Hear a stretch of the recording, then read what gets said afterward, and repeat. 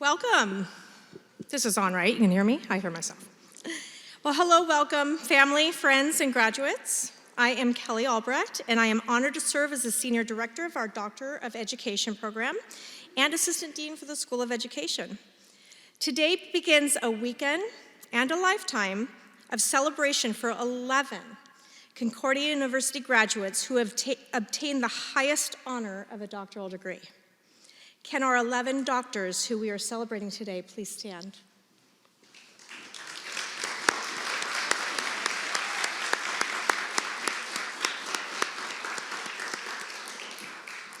We are all so excited to celebrate you, your incredible accomplishments this evening, and tomorrow morning as you are hooded on the stage in our CU Center. Yes.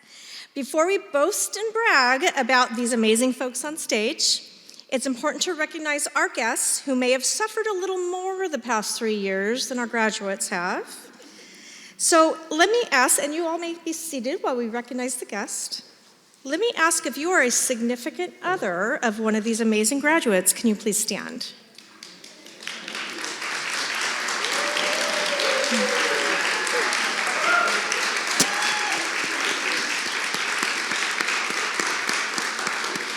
I mean, you all look pretty fit, so you haven't had that much fast food. Okay. Now, I'm sure you all have listened patiently to the excitement of their learning, perhaps a very minimal amount of complaints about some of us up here. Hopefully not. You may have held them through some tears, or a little more than some tears, and now you are witnessing something very special, a new doctor in your home. I hope it was worth your pain and suffering. Your hard work with holding down the fort is celebrated tonight too. Congratulations to you all for surviving this journey.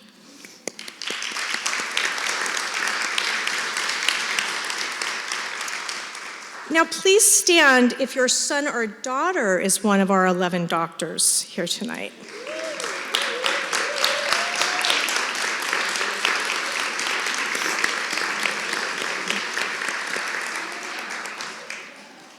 Now, if you're like my parents, you're going to tell a lot of people who really don't care that your son or daughter is a doctor. And that's okay, just keep doing it. Yeah. I usually just scurry out the other way when my mom starts going off. We also celebrate all of you today, as I'm sure you went through the same list as their spouses did, or significant other. You have been part of this large support team that has been needed to get a doctoral graduate to the finish line. So congratulations on your achievements. Okay, so let's talk time traveled. How many of you drove at least 3 hours to get here tonight? Well, maybe in LA traffic it is 3 hours anyway. Okay, has anyone flown on an airplane to get here tonight? Where did we come from? Sacramento? Sacramento? Wyoming? Anyone farther than Wyoming? Colorado? Okay, Wyoming might have won that one. Well, thank you for paying for that expensive airfare and gas to get here tonight. Hopefully you didn't have to take out a loan to do that. The faculty and staff of the School of Education's doctoral program have so much gratitude for the support you have all given your loved one. We have all been through it, and the success comes not just from the individual, but those of you who have held their hand throughout their journey. So thank you all. Do we have any Concordia ED alumni or current EDD students? Dr. Spady, who is now one of our faculty, thank you for being here, and thank you for getting them through the dissertation process. Okay, lastly, I'd like to introduce to you our wonderful EDD faculty, staff, and administrators who had a direct impact on the success of our doctoral program. Please stand in recognition of your support of our doctoral students.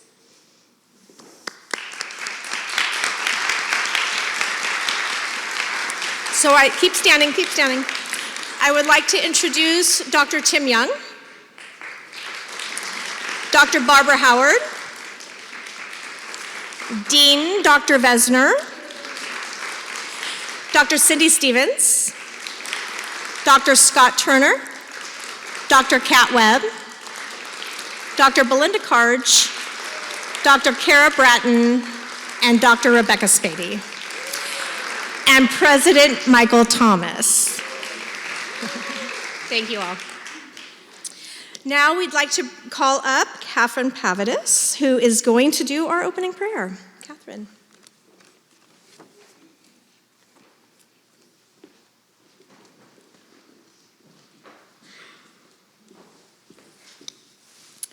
Distinguished guests, esteemed faculty members, families, and most honored fellow graduates, today marks a significant milestone, a celebration of academic achievement, perseverance, and triumph of dedicated pursuit, even when we wanted to throw in the towel. In this moment, we reflect not only on the culmination of years of rigorous study and dedication, but also on the resilience and unwavering determination that has carried each of us to this pivotal juncture.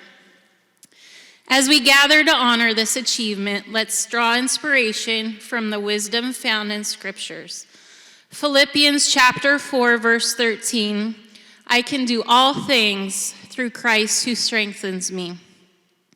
From Joshua chapter 1, verse 9, be strong and courageous. Do not be afraid. Do not be discouraged, for the Lord your God will be with you wherever you go, even into the wee hours of the morning, and on the 100th revision back from your chair. From Isaiah chapter 40, verse 31, but those who hope in the Lord will renew their strength. They will soar on the wings like eagles. They will run and not grow weary. They will walk and not be faint. While caffeine was often needed to get the job done, I found the days that I stopped and paused and prayed were better than any cup of caffeine. As we take this all in, let us bow our heads in prayer. Dear Heavenly Father, we give thanks for the journey that has led us to this moment, for the countless hours of study and reflection, for the support of family and friends, and for the guidance of mentors who've imparted wisdom and inspiration. We ask for blessings upon all of our graduates here as we navigate the path ahead. May our expertise be a source of empowerment, enabling us to positively impact the lives of our students, colleagues, and communities. Grant us the strength to persevere in the pursuit of excellence, the humility to continuously learn and grow, and the wisdom to guide and inspire those under our care. Guide us, dear Lord, to find fulfillment and purpose in our work, and may our accomplishments be a testament to the values we uphold. In your heavenly name, amen. Call up Thomas for our introduction.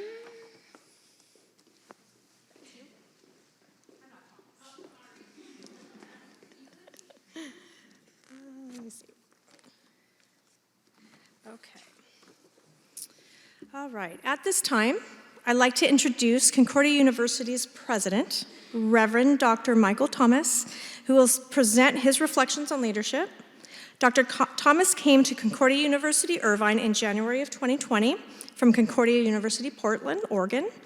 At Concordia, Portland, Dr. Thomas served as the director of the Lutheran Institute for Theology and Culture and previously served as the dean of the College of Arts and Sciences, as well as the director of the honors program. Dr. Thomas is a professor of religion with academic interests in the history and literature of early Christianity, early Judaism, and the classical world. We are thrilled that 4 years ago, I can't believe it's been 4 years already, Dr. Thomas accepted the call, yet quickly realized the job was more than what was written on the job description. Within months of becoming our 5th president, President Thomas gracefully navigated our CUI community through what we all know now as the COVID years. We thank you for your servant leadership for a job very well done. Please help me to welcome a very humble man who prefers to be called Michael, our president, Dr. Michael Thomas. That's very nice of you. Well, I'm really honored to be here. So I'll try to do this, look at you periodically, but excuse me if I have my back to you a lot. So on behalf of the faculty, staff, students, regents of Concordia University, Irvine, allow me to be one of the first to say congratulations. It is such a difficult thing to get to where you are. I know, we know, right? The perseverance it takes to earn one's doctoral degree. We know the hours, we know the toil, we know the anxiety, the sacrifices, right? You know the sacrifices, of course, of you and your families. So once again, congratulations. I'm really honored to speak with you this evening, and I'm going to take this occasion, because I get the pulpit, right? I'm going to take this occasion to step back into my own academic discipline, and that is, of course, ancient history. Well, actually, not technically, because as she mentioned, I'm an expert in patristics and rabbinics, which is really early church history, early Jewish history, and I know a fair bit about the Greek and Roman worlds as well, having taught Greek and Latin and Hebrew over the years. But I will be teaching you some Latin phrases tonight because, well, that's what I do, right? So, however, I'm not going to speak about that era of the ancient world. I'm actually going to speak about the 16th century tonight. And normally, the 16th century would be a little too modern for my taste, but here it goes. So I want to provide some context, right? So perhaps some much needed context given your vocation. So whether you're a classroom teacher, counselor, support coach, administrator, principal, superintendent, et cetera, you might actually not know, and maybe you in the audience do not know, the story of how public education was established in Western culture. In fact, have you ever even thought about that? Have you ever even thought about why do we have public education at the public's expense? I will tell you one thing for sure, that history, that particular establishment of public education did not happen in the Greek and Roman worlds. Not at all. Education was only for the elite 0.25%. That's it. That's the only people who are educated in the Greek and Roman worlds, and almost all men, of course. Instead, we're going to talk about the 16th century because we actually know when public education was first established in the Western world. And again, it's just the Western world, but nonetheless, 16th century. And that revolution, that educational revolution, was led by a quite famous monk. And we're going to get there in a minute, okay? But let's start with today, right? Today. And let's start with why you are donning what's called academic regalia.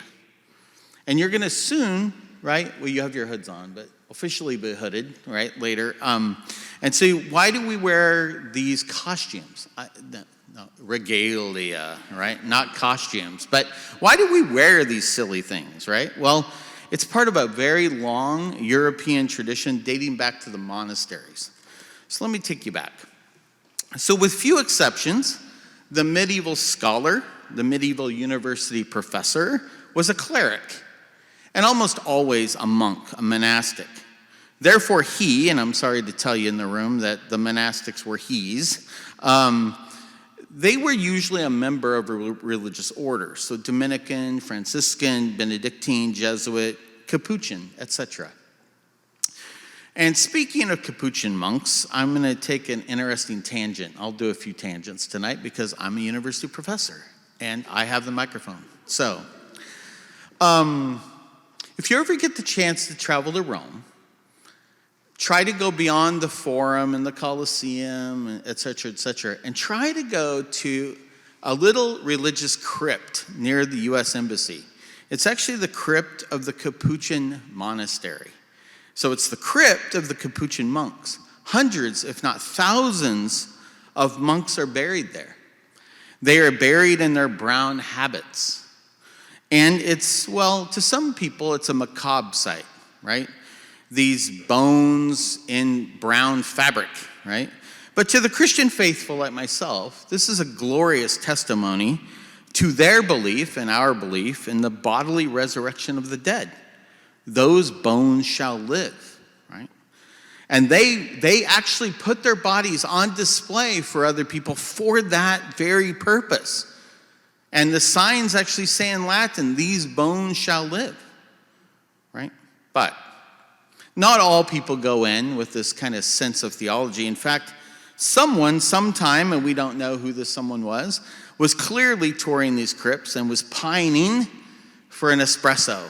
Wanted to get out to an Italian cafe. Who knows how long ago? 16th century, 17th century? We don't know. We don't know who this was. But someone wanted an espresso at an Italian cafe. And that person coined the new title for a very, very old drink, a very old caffeinated drink. So the next time you go to Starbucks and you order a cappuccino, know that it's named for these monks.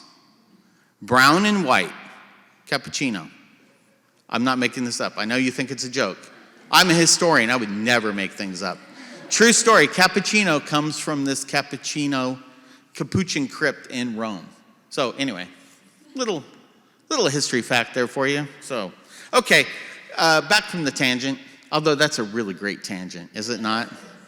Okay, so let's go back to those medieval professors. So those medieval professors, scholars, clerics, they made certain vows, really vows of poverty, chastity, obedience, etc. And don't worry, you're not taking those vows, not tonight. And perhaps some of them were even tonsured. Now, tonsure is a way of denouncing the vanity and the worldly ways represented by hair. Because in the medieval world and the ancient world, hair was seductive. So the monks would shave the tops of their heads and only leave hair on their sides. In other words, they look like 70-year-old men, is what they look like, right? So it was called tonsure, and all the monks basically at this time did that. And because of that, they wore long gowns, usually made of rough wool, and they usually had a hood.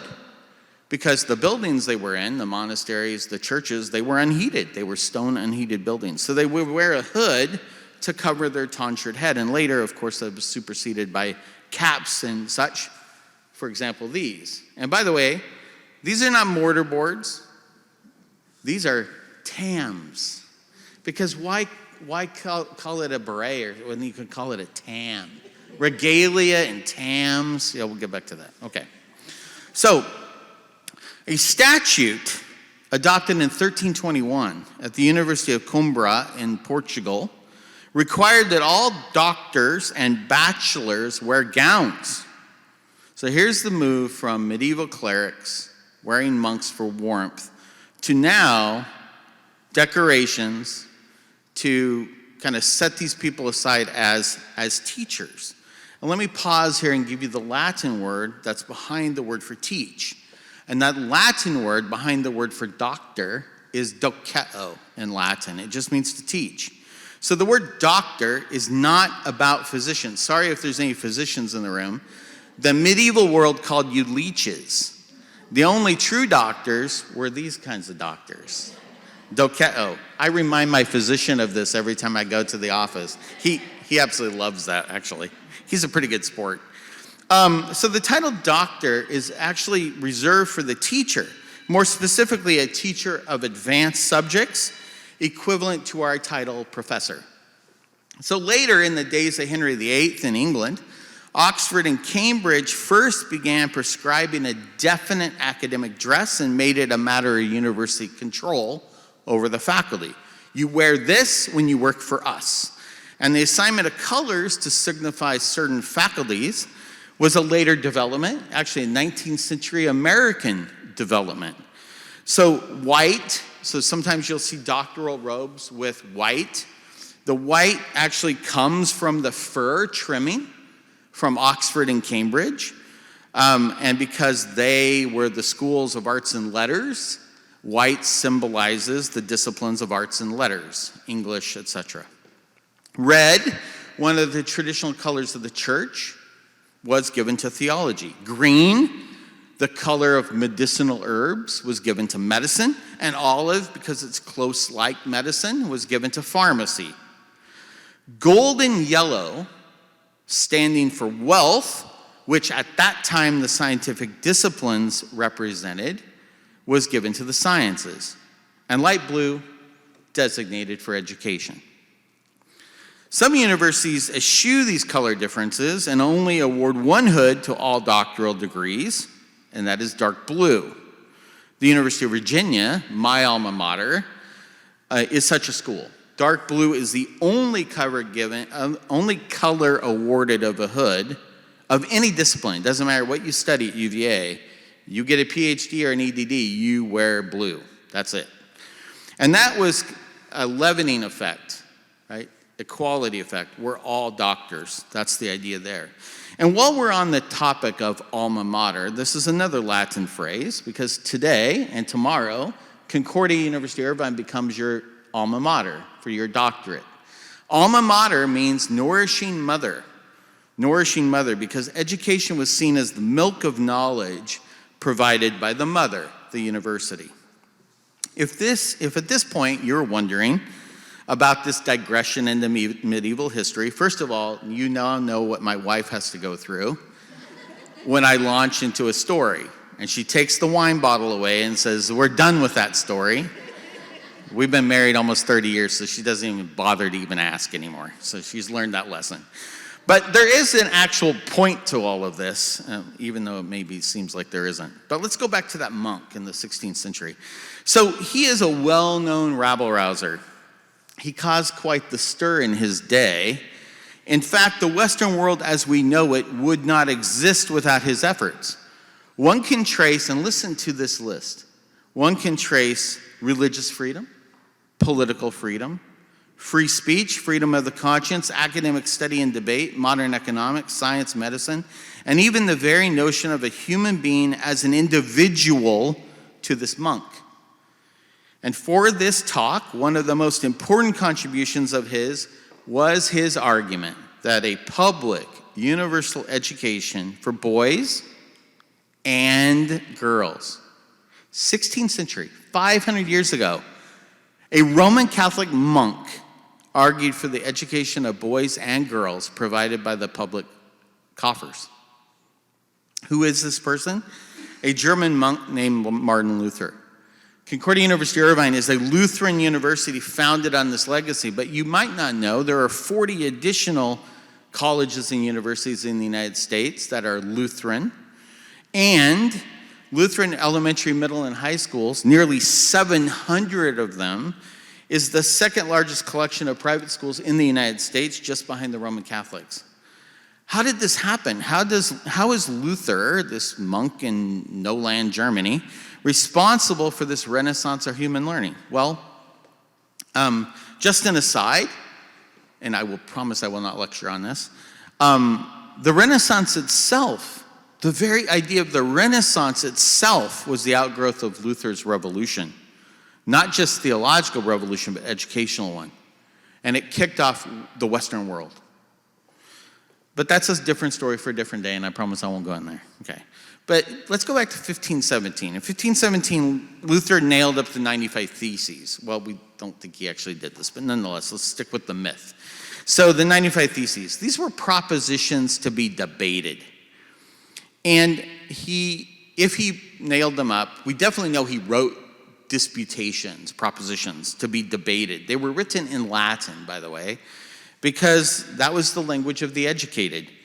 And it was also the language of the church. And this kicked off, of course, the Reformation. And just a few years ago, we celebrated the 500th anniversary of the Reformation.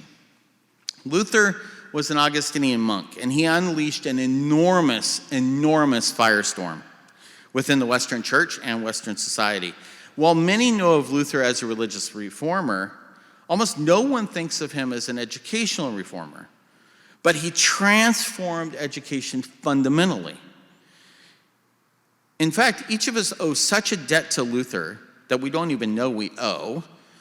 I really doubt that many of us would be in this room here today, sitting here, without the educational revolution that he unleashed. Not just you, but many of us in this room. Why? Well, without public education, we would likely be peasant slaves. In fact, I know, and my family's pretty convinced, I would be a peasant farmer working for some blue blood, surely. But Luther was not just a monk. He was a professor of New Testament studies at the University of Wittenberg, and he lived in a university town, and he posted the 95 Theses, the propositions to be debated. Well, let's say he did.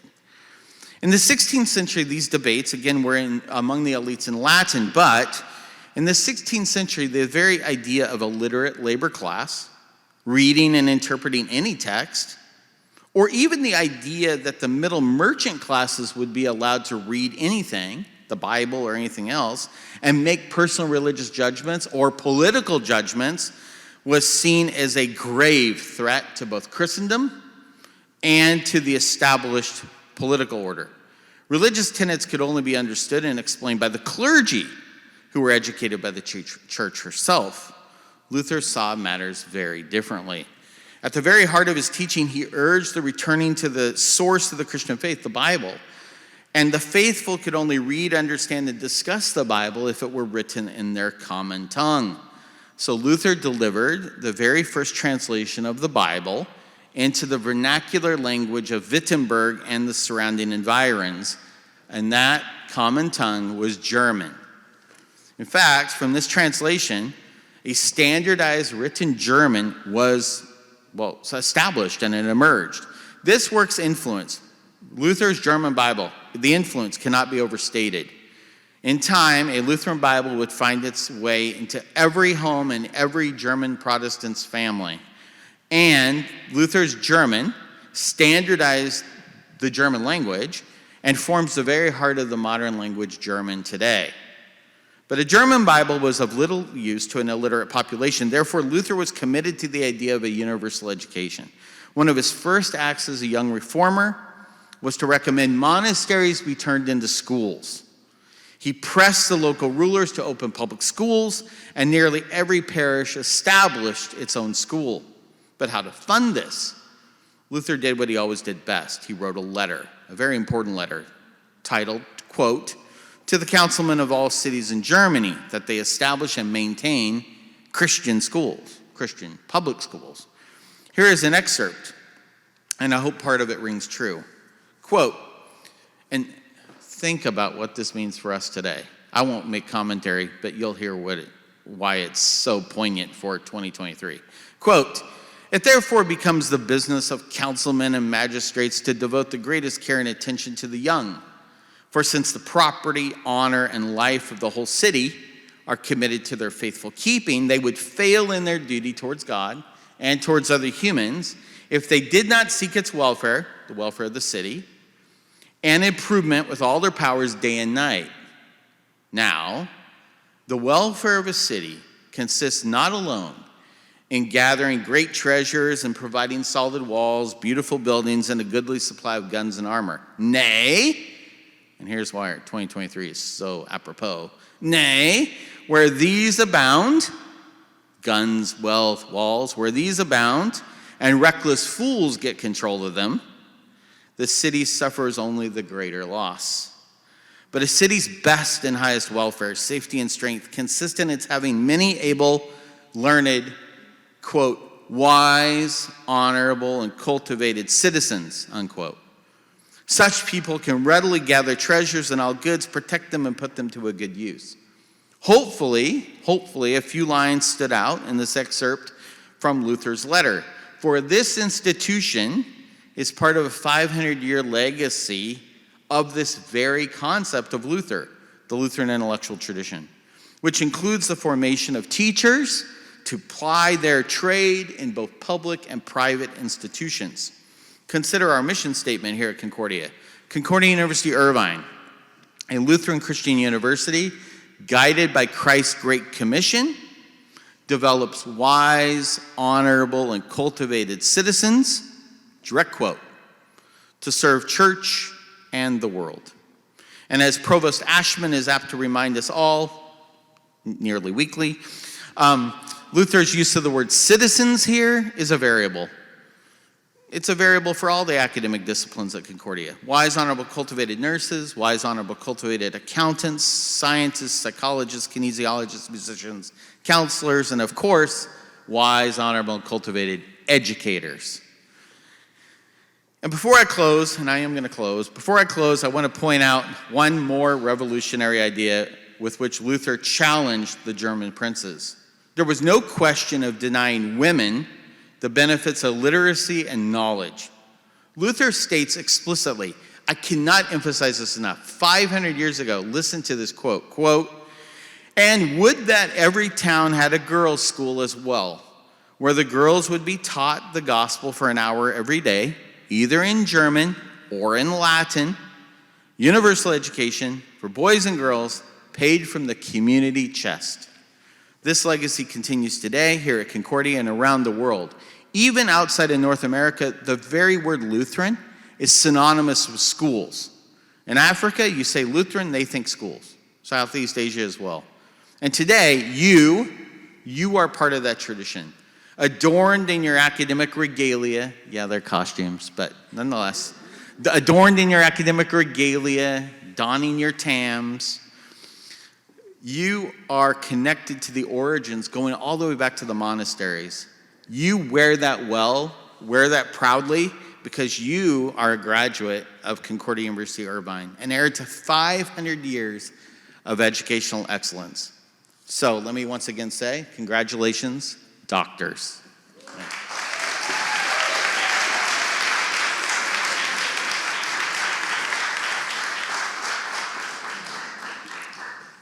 Thank you, President Thomas. So this concludes, no, I'm just kidding. That was perfect. Okay, now for our recognition of our 11 doctoral candidates who will be conferred the degree of Doctor of Education and Leadership from Concordia University, Irvine, joining a select group of over 150 Doctor of Education alumni in our EdD program. So congratulations. Graduates will be recognized by their dissertation chairs, and I, being Albrecht, will get you started. I'd like to call Narita Prado up with me.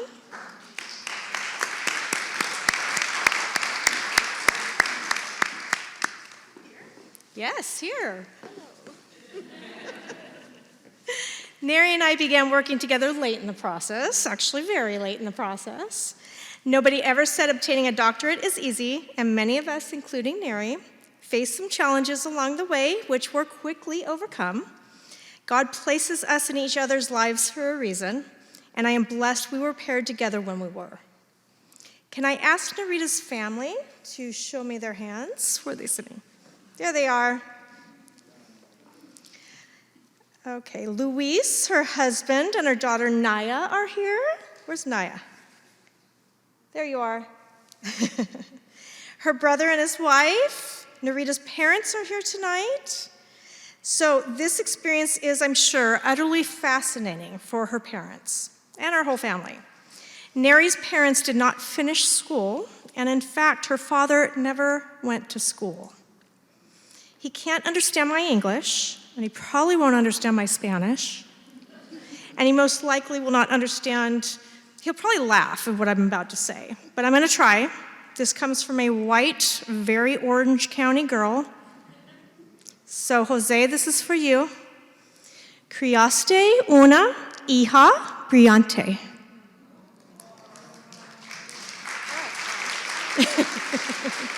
Did I do okay?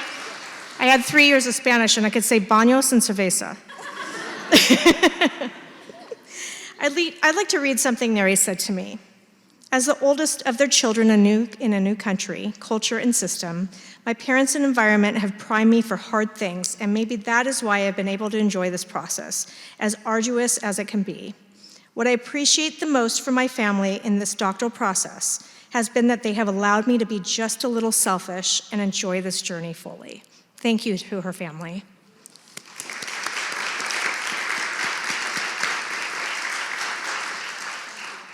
This program came at a perfect time for Neri. It uplifted her spirit during pandemic times, connected her spiritually and intellectually, and connected her to a full cohort of new colleagues and friends.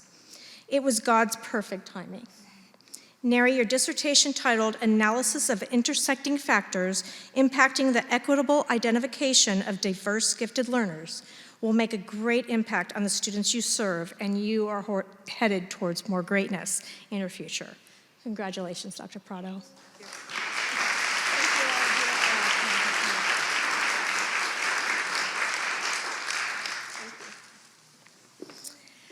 Dr. Jill Swisher could not be with us tonight. We used to have Dr. Swisher as our full-time faculty, and she is now a dean in Iowa. So she wasn't able to be here, but I am so proud to have the honor of recognizing her doctoral candidate, Heidi Galassi.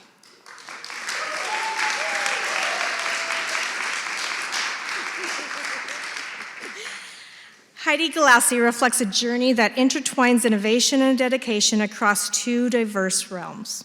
With over 2 decades of transformative experience, her impact echoes far beyond accolades. Recognized as the 2012-2013 Teacher of the Year, amazing, her classroom was a haven of technology-infused learning and student-driven empowerment. As a school leader, she adorned all classrooms with a holistic social-emotional learning program, nurturing students' well-being. Her contributions in education are propelled by an unwavering commitment to cultivating a brighter, more innovative learning landscape. Dr. Galassi's dissertation is titled Middle School Math Achievement, a Grounded Study of Self-Efficacy Domains. Heidi's chair, Dr. Jill Swisher, has sent her the following message. The Lord has equipped Heidi with a compassionate heart to serve the needs of children, especially those who struggle with math. What a blessing that God has given her the wisdom to develop interventions that can improve their self-efficacy. The following verses come to mind when I think of Heidi's passionate doctoral work. Learn to do right, seek justice, defend the oppressed, take up the cause of the fatherless, plead the case of the widow.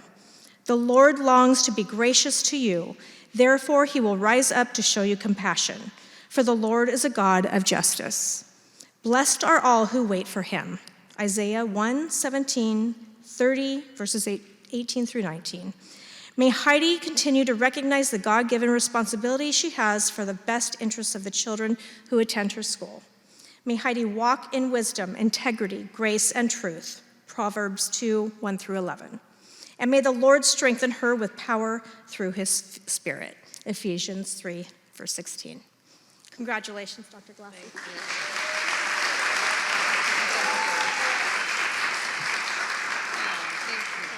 Congratulations.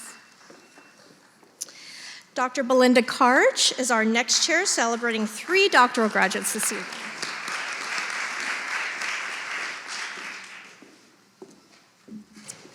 Elaine, will you join me up here?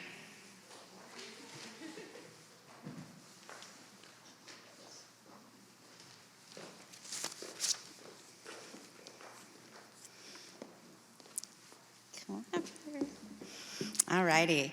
Passionate about education. For the past 16 years, Elaine has worked as a resource specialist at the middle school. She has experienced co-teaching in language arts and mathematics, teaching study skills and test-taking strategies to students with learning disabilities, and providing academic support for students with disabilities. She also provides one-on-one tutoring to students with disabilities in their homes. Elaine's dissertation work was self-disciplined, innovative, productive, and she was persistent. Her dissertation, General Ed Teacher Perception of Co-Teaching Strategies, has findings to add to the scholarly work in the field of inclusion. Nelson Baldwell says, "Here is a powerful yet simple rule. Always give people more than they expect to get." Each time I read your work, it was more refined and it was stronger than I anticipated. You're a strong writer and personally very enthusiastic, empathetic, unassuming, and very focused. When you shared you were carrying twins, the excitement just mounted as you explained your plan to get the data analyzed before the babies were born. You certainly accomplished that goal, giving birth on November 15th, which is my birthday. What? You didn't tell me. Oh my God. Isn't that cool? Now I hope you have time to enjoy those few family getaways with oceanside views and high quality sushi that you love. One thing you'll see in my trend with my 3 is I always pick a special verse, and I typically do that right when I meet them for the first time, like when I'm first assigned. I talk to them for about an hour and just kind of get to know them, and then go home and think, okay, God, what verse is going to carry me through as I pray individually for each of my doc students. And a special verse for Elaine comes from Proverbs 31:25. She is clothed with strength and dignity and laughs without fear of the future. Many blessings and congratulations. Thank you, Dr. So proud of you. All right, so in here is what I said about you. Oh, and then this is for you. Thank you so much. All righty. Roshni, will you join me up here?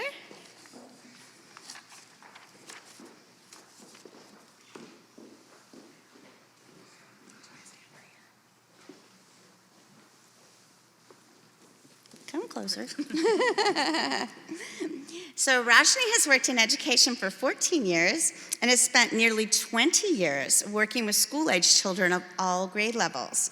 Earl Nightingale says, all you need is the plan, the roadmap, and the courage to press on. That certainly describes your dissertation, doesn't it? A look back at Roshni's career reflects this verse. She began in education as a community liaison, and she worked for the Boys and Girls Club. The first time we met, I reflected on this verse from Psalm 94:19. When my anxious thoughts multiply within me, your consolations delight my soul. She's currently a counselor on special assignment at Santiago Charter Middle School in Orange County's first charter school. In this role, she serves as a lead counselor, 504 coordinator, intern coordinator, mental health lead, MTSS intervention, administrative designee, you get it. Very, very, very busy person. Additionally, she supports the special ed department through her work with paraprofessionals and collaboration with special ed coordinator and team. In 2018, she was awarded the Middle School Counselor of the Year distinction from Orange County Department of Ed. And in 2020, the California League of Educators acknowledged her as Educator of the Year finalist. You're now going to add to your long list of accomplishments an exemplary dissertation, early intervention at-risk middle schoolers, a mixed method study on the impact of multi-tier system of supports and special ed referrals. Maybe now you'll have some time to relax a bit and enjoy your love of traveling and attend those concerts, right? The verse I chose for you, because that first verse actually came just because of your love of counseling, but the verse I actually chose for you is from 1 Timothy 4:12. Be an example to the believers in your world, your actions, your love, your faith, and your pure life. Thanks for being an example to so many. Many blessings and congratulations, Doctor. Congratulations. So this has what I just said about you. Okay. All right. So much fun.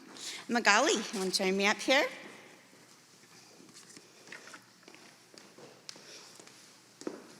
Hey. Magali and I are kindred spirits. We share the love of working with students with disabilities. We first met when I was working at Cal State Fullerton, and she was a teacher in Santa Ana, and she was a member of a federal HSI grant that I coordinated. It was called Transition to Teaching. Today, she is an assistant principal in Santa Ana, where she has served in education for the last 13 years. She began her career as an autism-specific teacher, and I had a chance to be in that classroom long ago. And then she transitioned to become a teacher on special assignment. When she joined the doctoral program, she was actually an elementary assistant principal, and then she took the promotion to assistant principal at a fundamental intermediate school in Santa Ana Unified School District. In Colossians 3:23 and 24, we read, "Whatever you do, work at it with your whole heart." As a first-generation graduate, Magali's family has been motivation to her in her education and professional journey. She's grateful for the support, dedication, and sacrifice her parents have made for her to reach this milestone. Inside Magali is a heart for education and a love for the students she serves. I feel humbled that God allowed our paths to cross.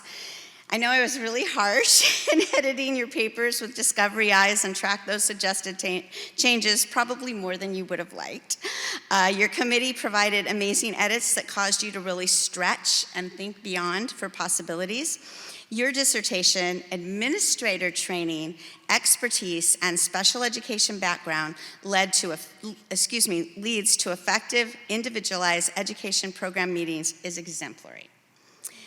Ralph Waldo Emerson shared, "What lies behind you and what lies in front of you pale in comparison to what lies inside of you." Thank you for modeling servant leadership. Many blessings. So this is what I just said about you. Thank you. This is for you. Thank you so much.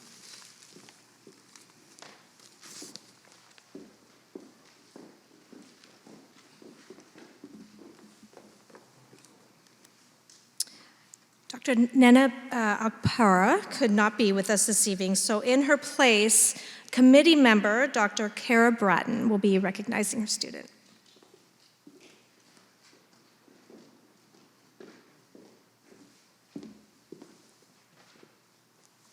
All right, Joe, come on up. Right, so as Dr. Albrecht said, I am not Dr. Akpara, but I had the honor of serving on Joe's dissertation committee, and Dr. Akpara was very, very sad that she could not be here this evening to celebrate Joe and honor all of his hard work. But if you've ever been a school administrator, you understand that duty sometimes calls, even on a Friday night. But I know that she would echo the sentiments that we'll share about Joe this evening. When she first told me that she would not be able to be here and asked me to speak about Joe, a Bible verse very, very quickly came to mind, and it is part of Hebrews 12:1. And that part is, "Let us run with perseverance the race marked out for us." That last part especially, I think of you the last couple months, feeling like you were probably running a race against the clock at many points, and as throughout Dr. Turner and I's continued feedback, and every time that we gave you feedback, and you continued to persevere like I've never seen before. And you just continued to run that race and just do better and better every single time. So with that being said, if you've ever talked with Joe, his dissertation title is Case Management in Special Education, a study of policies and implementation across California public school districts. And so if you've ever talked about him with that topic, and I imagine his wife, like Dr. Thomas's wife, probably picked up the bottle of wine every time Joe started to talk about case management, because he gets very, very passionate about it in the best way possible. And so I know that hard work and that perseverance and the passion you have for that topic is going to change the field of special education. And I know it is going to make things better for special education teachers, especially in your area and in the state of California, and ultimately for special education students, which is your ultimate goal. I can't wait to see in the next 5 to 10 years what case management in special education looks like, because I know it is going to look different than it does today because of your work. One of my other favorite quotes personally is, "The finish line is just the beginning of a whole new race." And I feel like that is very true for you. You've raced with perseverance to the end of this race, and I can't wait to see what your next race is going to be, hopefully after you've taken a break and caught a breath. So this weekend, again, celebrates the incredible end of this part of the race, but knowing you, it's just going to be the beginning. So continue to run your next race with as much perseverance as you have this one. Congratulations, Dr. McGriff. Thank you. Thank you so much. I ran competitive for many years.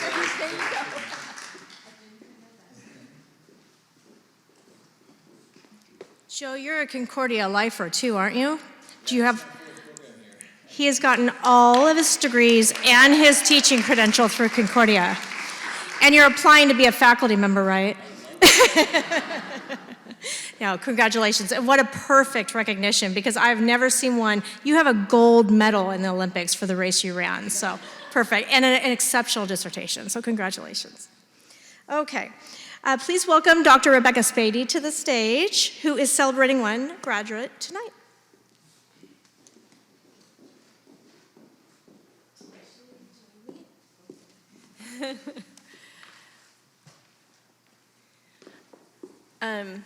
Tonight I'm here to celebrate Talisha.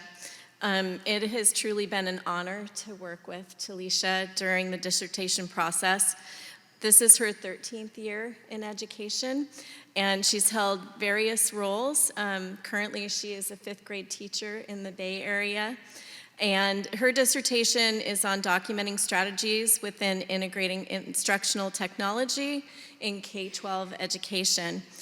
Working with her has been an absolute blessing. She is uniquely gifted with her expertise in instructional technology, as well as being an educator who is very passionate about enhancing curriculum and student engagement using instructional technology. She is dedicated, motivated, and generous. In addition to being a 5th grade teacher, she's currently working to adapt her brother's care plan, who is on the spectrum, and that involves diagnosis that includes autism as well as nonverbal aspects.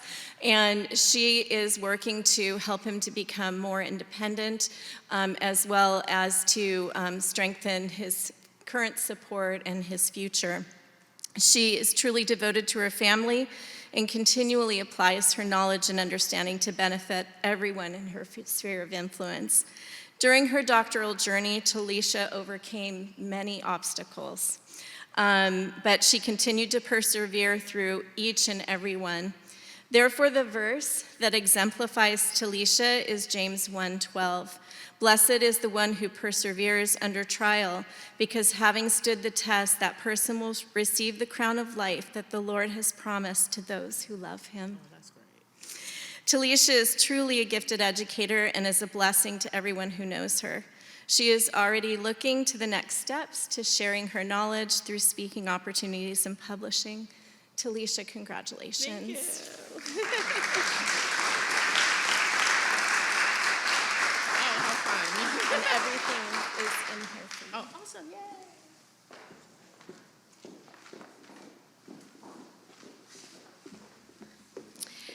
And I'd like to welcome Dr. Cindy Stevens to the stage, who is celebrating 3 doctoral graduates this evening.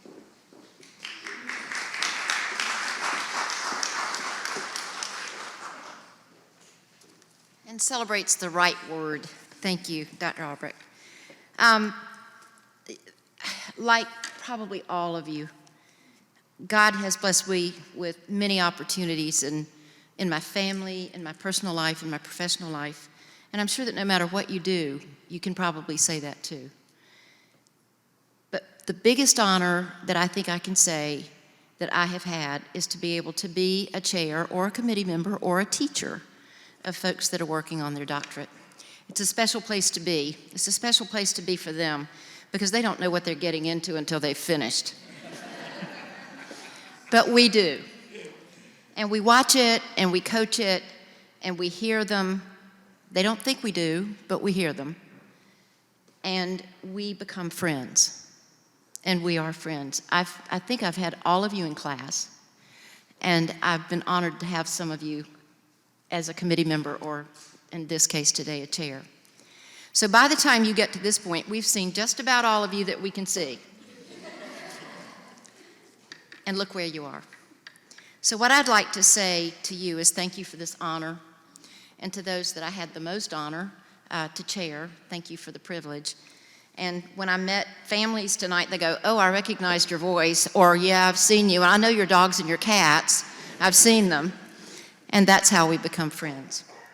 But the biggest thing is that we're all sharing one thing in common. This was an educator group. This was not a group of different strands, disability specifically, or organizational corporate. We are all in the same business, and we're all after the same thing, and that is that every child in this country gets and deserves the best education that we can help them ever have. So congratulations. So Teresa Flynn Everett, would you come first? When I meet with Teresa, and here comes her mama. When I meet with Teresa, I'm looking at a studio, has big old microphones, got other stuff, got these big round things, I don't know what they are behind it, because she podcasts, she writes things, she does speeches, she presents things, she's getting ready to go into television, you know it. And here we are talking about a dissertation on school improvement using the ABG model. So she does that too. I met Teresa first in class in DC on the DC trip, and we became fast friends on that trip. So we still are fast friends. Walk over here with me. I won't bite you. Teresa's, not tonight. Teresa's dissertation is about a process of school improvement that involved an entire faculty that was under the gun. The school was under the gun, their work was under the gun, the principals were under a gun, and she was new to the school, given this huge task to turn it around. So that's what her dissertation is. It's a case study of schools, her school in specific, but of schools that find themselves in this position, and how we use the power of collaboration, the power of training, and the power of working in education together to improve it only for students. And if we don't think that we're there to help kids, if the kids and their achievement is not our first goal, we need to get out. Well, Teresa doesn't need to get out because she succeeded. So congratulations, Teresa. I don't have a Bible verse for Teresa, but what I would say, and I thought I had Bible verses, I just decided not to use them because God's all over this place and I couldn't pick. But for Teresa, what I would say is that when you walk in a room, you light it up. When you walk in with those kids, and this woman gave up her principalship to go back into the classroom to teach kindergartners, this is her second year, so she could get back in touch with kids and what teachers were doing. How many of us would do that? Congratulations. So I have a little bag.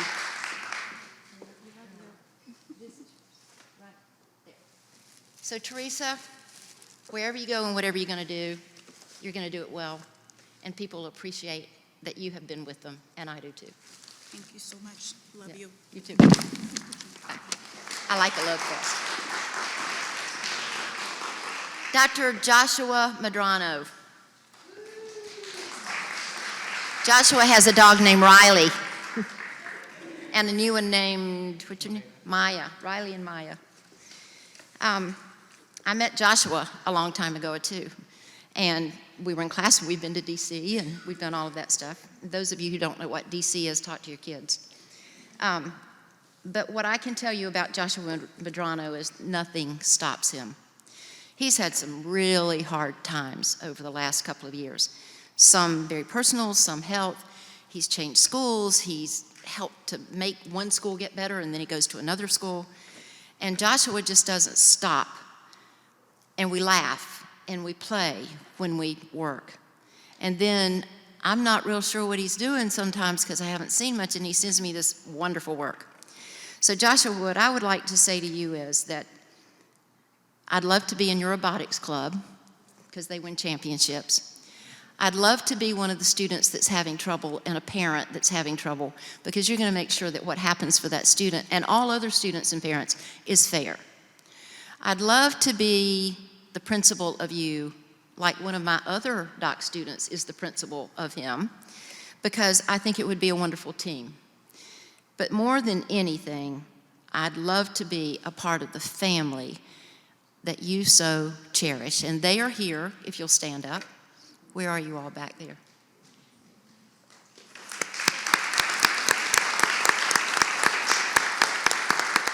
And while we're at it, Teresa's family, you stand up too. There you go. Oh, that's a lot of people. Thank you. So Joshua's dissertation was on dyadic modeling and professional development to create collaboration, focused on school improvement for the achievement of all students. And it was a tough one because he was talking about developing a systemic model in a school that had no collaboration processes. So when he put the work on and they did the surveys that they did and then began to assess how dyadic they were in their collaboration, change is coming to that school. I know your principal cherishes working with you. I have cherished working with you, and I'm going to haunt you. Thank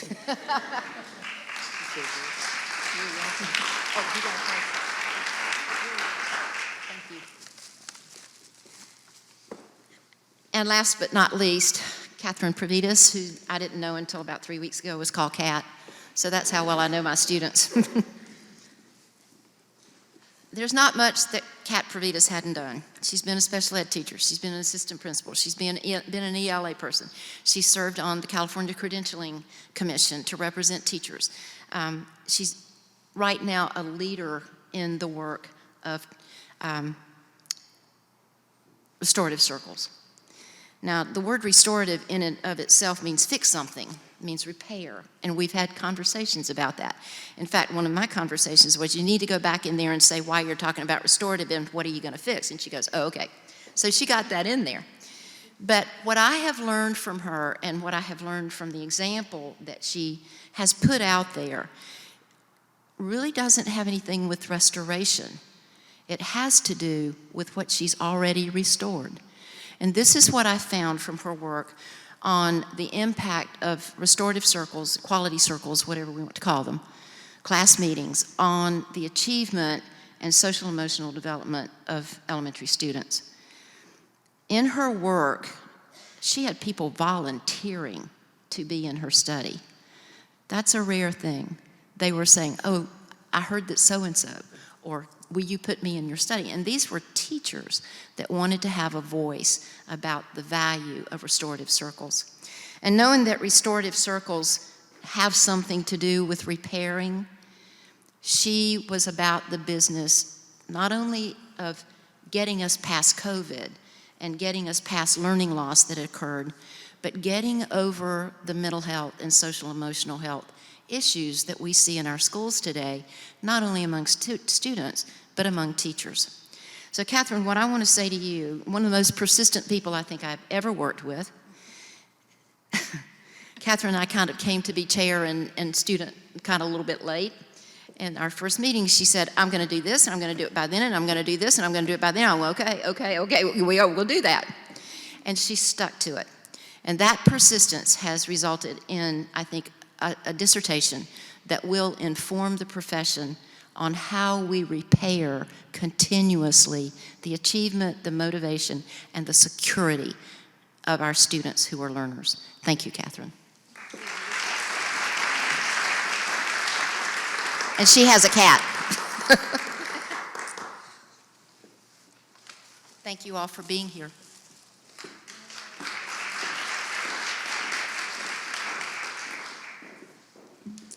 Lastly, Dr. Scott Turner has our last doctoral graduate to celebrate.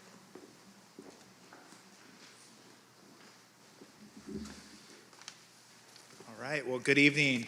I will have Jason Reyes please come down. Last but surely not least. All right, get on your hand. All right, Jason, I met you in my first year at Concordia, and I knew immediately that we would have a connection, as it's not common to find other males who have worked in early childhood special education. I will say you're the only male that's taller than me that I've ever met that works in early childhood special education. I immediately noticed your care for others, your intelligence, and drive to make an impact within the field of education. I was not surprised when you were promoted into a high-level leadership position as the Director of Early Childhood Education for Huntington Beach City School District. Despite your expanded responsibilities, and I was nervous about that, in your new position, your commitment to your studies and your pursuit of your doctorate did not waver. As your dissertation chair, I appreciated your attention to detail and willingness to consider any and all feedback. Your dissertation titled Cultural Factors Impacting Latino Families' Decision-Making to Accept or Decline Special Education Services shows your dedication and commitment to meeting the needs of all students and their families. Specifically, your research provides insight on how to better serve families and students in our diverse communities in a way that has not been looked at before. It could be argued that the field of education, now more than ever, is desperate for amazing leaders. In the few years I have known you, your positivity, ambition, and pursuit of learning has been infectious on all those around you, including myself. I wasn't surprised to learn just last week that you're pursuing the next steps in your journey by working towards an administrative credential. And believe it or not, he's starting in January. In the words, here at Concordia, I may add, in the words of Coach John Wooden, success comes from knowing that you did your best to become the best that you are capable of being. Jason, you embody these words, and without a doubt, you will continue to provide positive impact on all those within your reach. In closing, and not a surprise because Dr. Card is a big mentor of mine, I chose the same verse, Colossians 3, but I have 23 through 24. Whatever you do, work at it with all your heart, as working for the Lord, not for human masters, since you know that you will receive an inheritance from the Lord as a reward. It is the Lord Christ you are serving. I would ask real quickly if Jason's family could please stand in the room.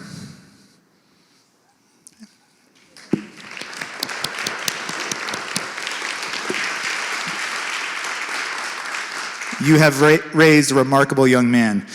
Jason, it has been a pleasure to work with you, and I look forward to witnessing your continued success and leadership. Congratulations, Dr. Reyes.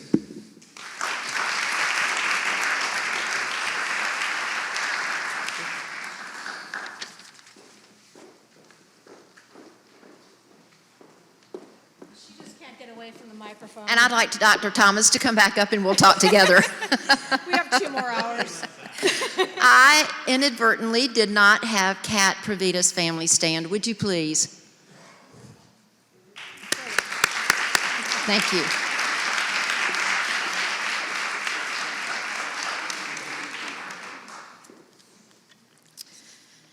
We are moving on to 3 student reflections about their time here in the program. So Heidi Galassi, and I didn't ask her family to stand. Can you please stand? Thank you. Heidi, if you can come on down.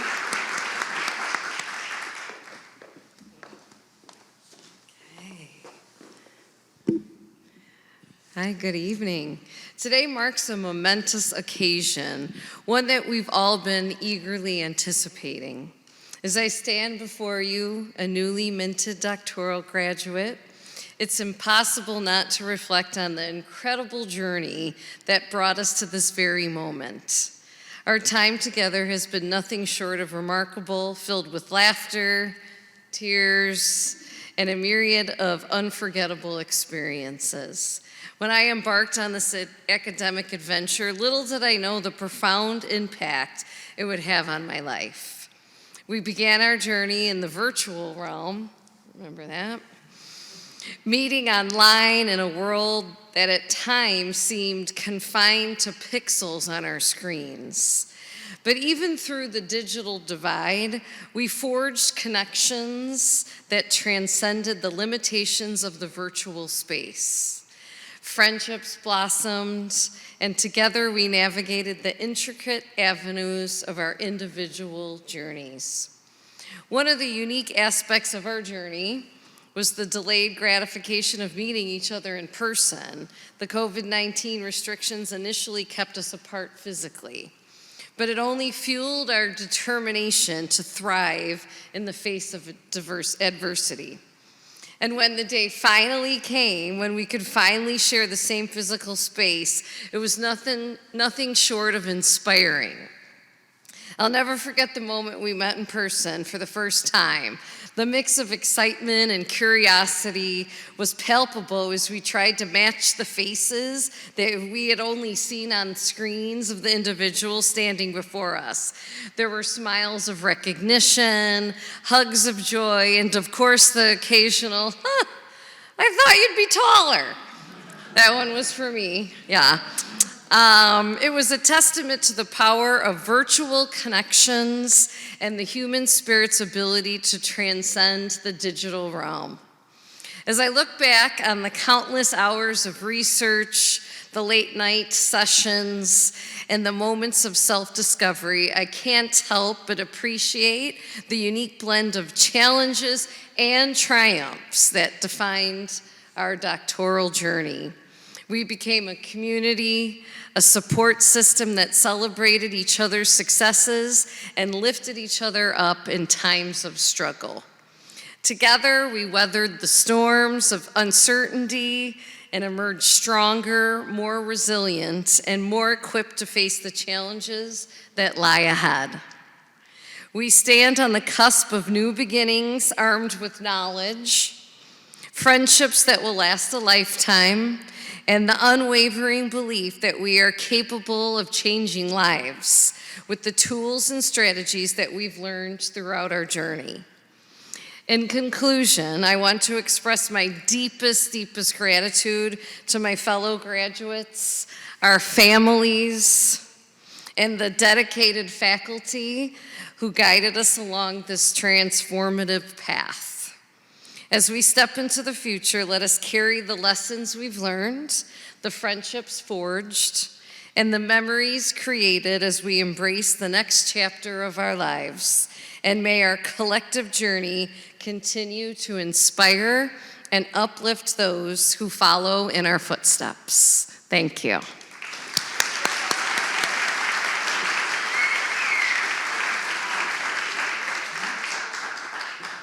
I have to apologize. I inadvertently started asking families to stand, and that's not normally what we do, so not everybody recognized families, but I hope you have felt in your heart the love we give you when we recognized you in the beginning. Dr. Josh Madrano.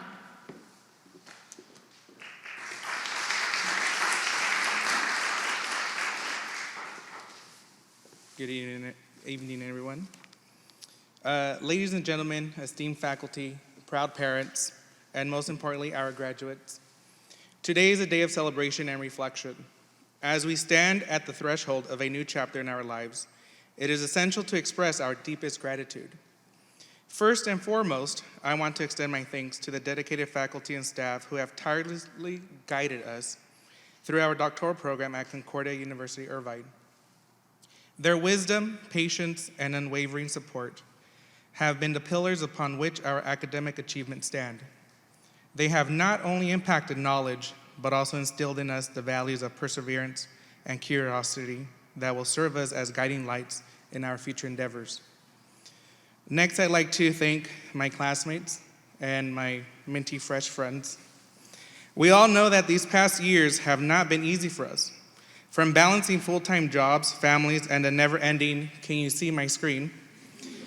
Each obstacle was an opportunity for growth, each success a testament of our resilience. From the late night group chats regarding assignments, to the borderline mental crisis from losing my dissertation due to a software crash. I owe a lot to the amazing classmates I now call my friends. The friendships that we made, the lessons that we learned, and the memories that we created have shaped me into the individual I am today. Lastly, I want to thank my family for their love, encouragement, and sacrifices. Their belief in my potential has fueled my journey, and for that I owe a depth of gratitude that words can only begin to express. I'd like to just say, let gratitude be the cornerstone of our future endeavors. As we navigate the complexities of life, let us carry with us a heart full of thanks for the lessons learned, the support received, and the opportunities that await. Congratulations to each and every one of you, and may the spirit of gratitude guide us on this existing journey ahead. Thank you.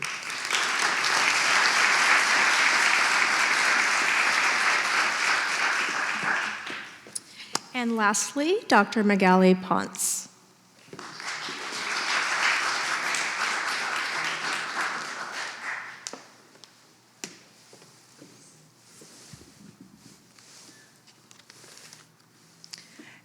Good evening, distinguished graduates, esteemed faculty, and honored guests. I am humbled to stand before you today, sharing my journey as a proud member of the Lucky Cohort 13. As I began this program, I had many doubts, yet purpose strengthened me at each stage, from the application process to the dean's interview, culminating with the joyous acceptance of this program. June 24, 2020 remains vivid as a defining night where I received my acceptance letter. I celebrated by attending church, devoting myself to prayer, finding a peaceful confirmation as my aspirations for the EdD program, despite earlier doubts and concerns. As an English learner and the eldest sibling venturing into the higher education, worries from numerous questions I had and limited guidance initially concerned me.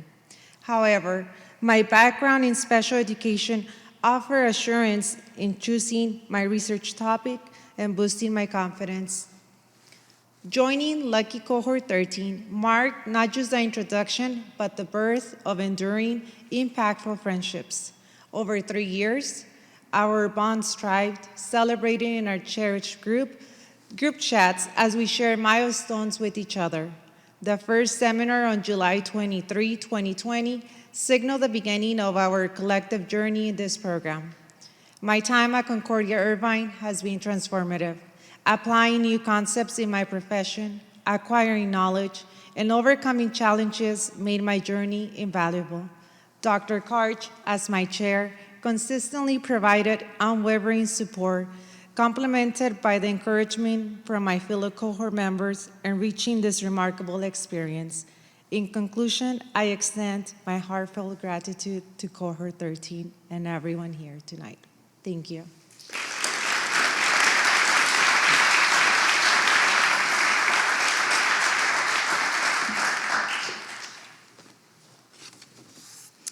We will now close our formal celebration service and prayer, led by doctoral graduate Joe McGriff.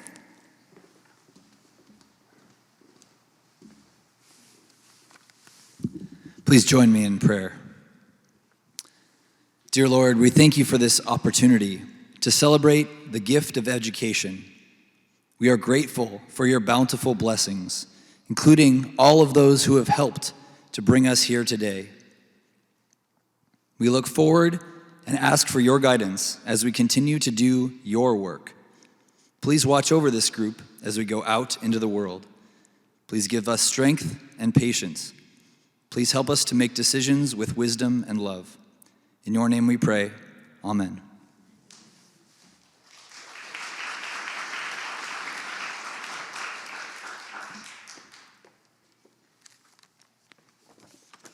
This concludes our recognition celebration. We would like to ask all graduates to remain in front of the stage so that we may discuss tomorrow's hooding ceremony.